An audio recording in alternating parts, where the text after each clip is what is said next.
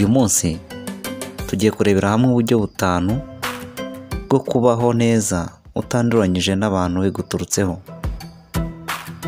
Ndagira ngo ukore subscribe niba aribwo bwa mbere ugeze kuri uyu muyoboro, kandi nawe wamaze gukora subscribe ndagushimiye cyane.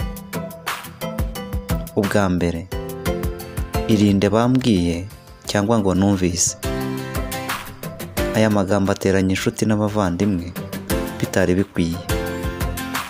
Ubundi mbere yuko uha agaciro bambwiye na numvise, banza wibaza uti uyu muntu umbwira utya ntiyaba yenda kunteranya n'inshuti n'abavandimwe? Nibiba ngombwa banza wibarize nyir'ubwite, azaguha amakuru mu by'ukuri ukeneye kumva, ndetse azakubwira n'ibyo wa wundi numvise nabambwiye atakubwiye. Reka tuvugishe ukuri, ni gute twaba turi abantu 4 cyangwa 5 kabone niyo twaba turi kuvuga inshuti yawe? Ni gute twavuga inshuti yawe wowe bikarangira utayivuzeho?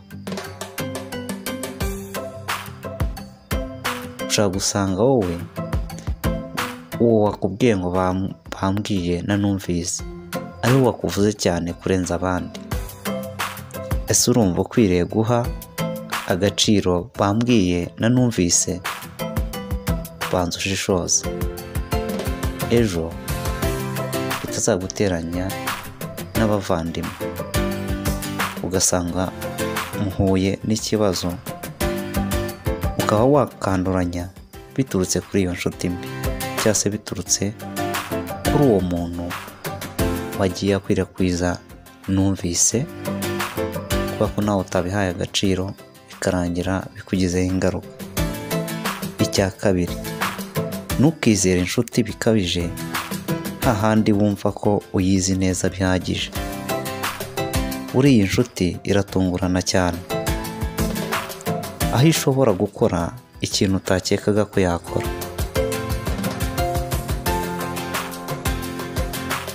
Ugasanga rwose biragutunguye kuko utumvaga yuko ibyo yakoze yabikora.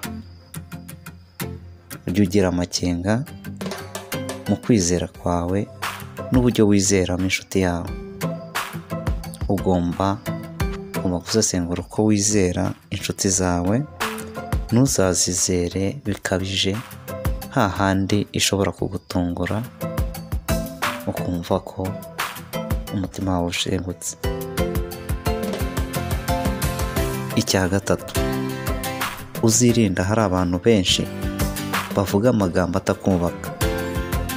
Umuntu burya bwira yumvise byinshi ndetse akanaganira byinshi, ariko ukwiye kuba ahantu cyangwa hari abantu bari baganira ibikubaka.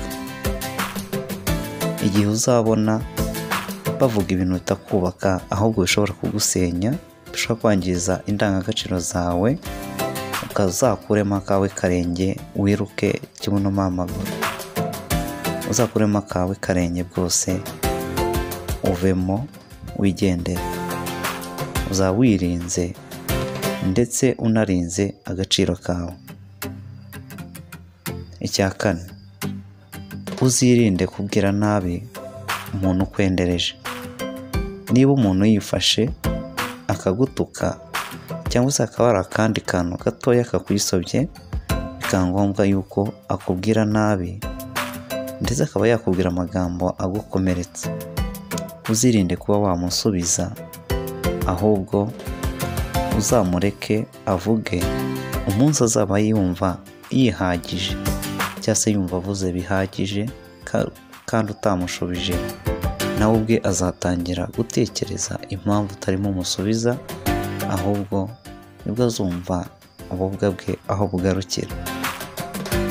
Iyo ushubije umuntu akenshi birangira mwenderanyije cyangwa se bikarangira nawe bikugizeho ingaruka.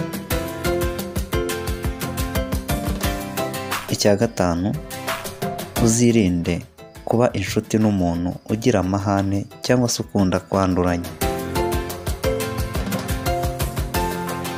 Iyo ubaye inshuti n'umuntu ukunda kwanduranya, birangira aho akoreye urugomo nawe birangira urwinjiyemo, bikaba byakugiraho ingaruka, bikarangira kwanduje imico ye mibi, nawe bikarangira bikugizeho ingaruka kubera ko ufite inshuti ikunda kugira amahane cyangwa se kwanduranya n'abantu, bikarangira nawe bikugizeho ingaruka kubera ufite inshuti mbi igira amahane kandi nawe utayireka ngo ikore ibyo yishakiye cyangwa se muri urwo rugomo bikarangira nawe ubigendeyemo. Mwari kumwe na Dusengumuremyi Emmanuel, ndabashimiye cyane. Imana ibahe umugisha.